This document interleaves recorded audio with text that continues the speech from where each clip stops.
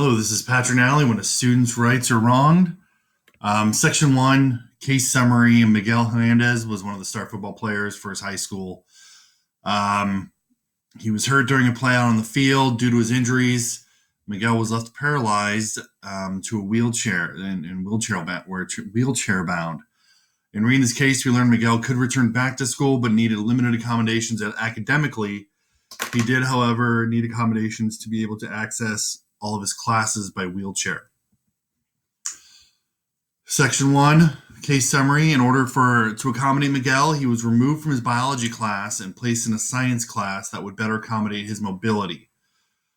Removing him out of the biology class would affect the course in which he needed for college after graduating from high school. His move from this biology class caused a problem for the school and district because he was being denied due to his inability to access the class.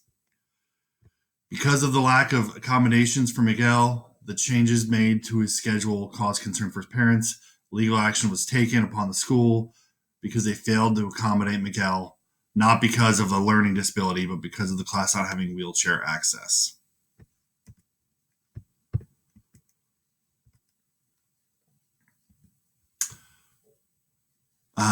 Section 2, legal and ethical issues.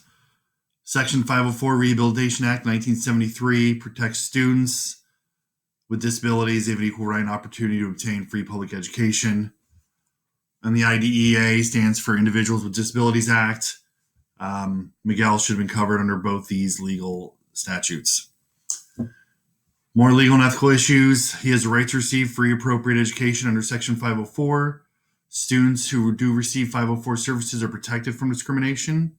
Law states that under the American with Disabilities Act, prohibits discrimination and ensures equal opportunity for all persons with a disability. That is included in public accommodation for Miguel. He should not have been denied access to attend the biology class. And Miguel, being a minor from his parents, should have also been notified. His parents should have been notified in writing concerning the schedule change. Section 3, synthesis. Miguel and his parents feel that the rights under the IDEA have been violated because he should have been able to have access to his biology class after his accident that left him in a wheelchair. People involved: Mr. and Mrs. Hernandez, Miguel's parents, Miguel Hernandez, Howard Carey, the attorney, Ms. Gussman, the school counselor, the principal, and Dave Harvey, the superintendent for Dover Unified School District. Places: Nottingham High School, one high school in the district of 3,200 students. Old high school built in the 1950s, and this is important, 1/4 of the school is not set up to federal and state code standards to accommodate disabilities. Program: public high school, only high school in the district, and it was his biology class. Section 5, review and prioritize the information. The entire school district should be concerned, as it is the only public high school in the district, and quarter of the school does not meet ADA requirements. Miguel, being wheelchair bound, is protected under Section 504 of the Rehabilitation and the Disabilities and Americans with Disabilities Act. Were there some questions that we still have that we don't know the answer to? Was there another class offered that met Miguel's college biology requirement needs? What funds are available to modify a trailer classroom to be wheelchair accessible? And is it possible for the teacher to switch classrooms? These are questions we don't know the answer to that would be helpful in making a final conclusion here. Identify the options. I would like to know the last 3 questions on the previous slide to know if we can move forward immediately. It would first have to have a meeting with Mr. and Mrs. Hernandez and their lawyer, obviously, if they so choose, and apologize for what happened thus far and discuss the options. Option 1 is do nothing. Option 2, a new room for the biology class he was in. So take the existing biology class, move it into another classroom, and then that classroom, if it's occupied, would be moved into the trailer or the non-accessible room. Move him into a new biology class that meets the college's requirements, or building access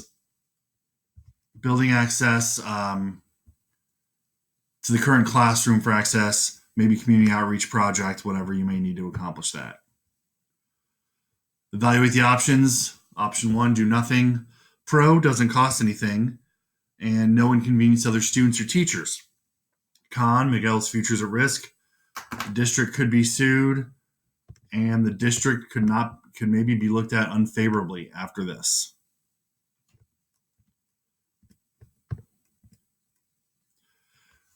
Option 2.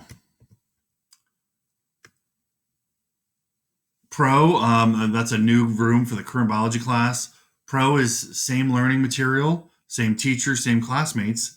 Con, classmates may not have same amenities as in the previous class room. Other classmates are inconvenienced, and possible new classroom also has to be moved. So the students in the current classroom where this class would have to transfer to would then have to be moved.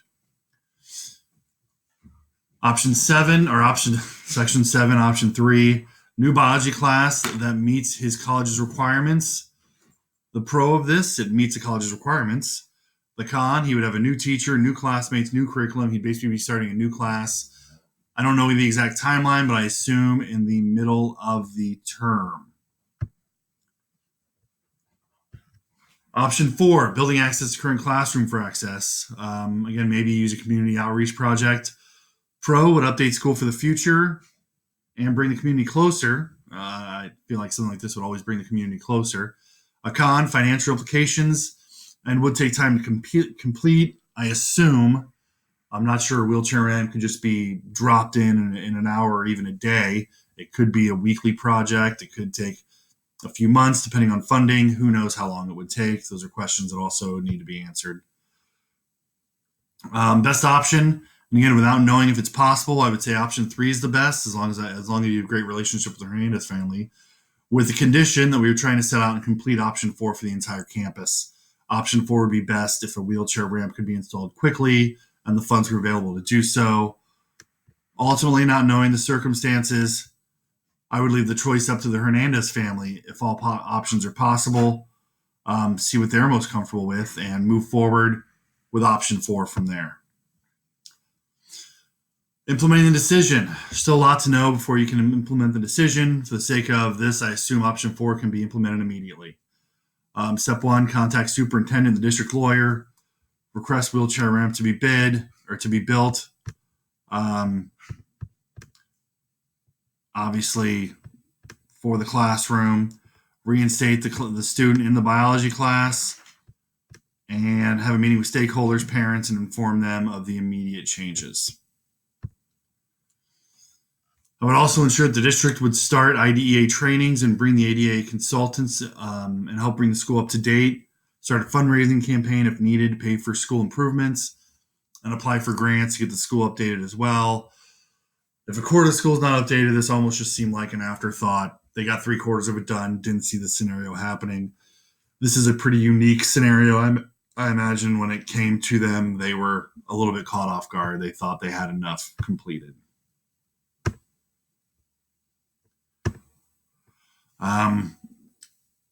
Again, without all the information, it's hard to exactly know what to do, but this is the best guess.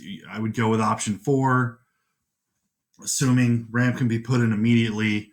If it takes too much time, then I think at this point it's waited so long, you kind of have to have the Hernandez family input. Would they be okay moving if he was in another class that fit the requirement? Does that even exist? Or we just have to flip classrooms and his current biology class would have to be held in an accessible room?